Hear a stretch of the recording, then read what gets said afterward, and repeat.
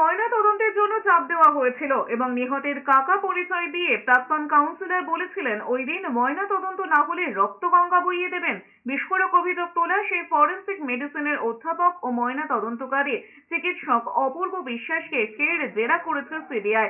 নির্মল ঘোষের জেরার মধ্যে চিকিৎসক অপূর্ব বিশ্বাসকে সিবিআই ডেকে পাঠানো হয়। পরে জানা যায় শ্মশানঘাটের কাকু আর কেউ নন, প্রাক্তন কাউন্সিলর সঞ্জীব মুখোপাধ্যায়। এক সময় তিনি সিপিএম কাউন্সিলর ছিলেন। দলের নাম উঠতেই সিপিএম এর তরফে দাবি করা হয়েছে 2013 পর্যন্ত সিপিএম এর কাউন্সিলর ছিলেন সঞ্জীব মুখোপাধ্যায়। 2019-এ তৃণমূলে যোগ দেন সঞ্জীব। সেই যোগদান পর্বে ছিলেন পানিঘাটের বিধায়ক নির্মল ঘোষ এবং জ্যোতিপ্রিয় মল্লিক। গত বিধানসভা ভোটে তৃণমূলের হয়ে প্রচারেও করেছিলেন সঞ্জীব মুখোপাধ্যায়।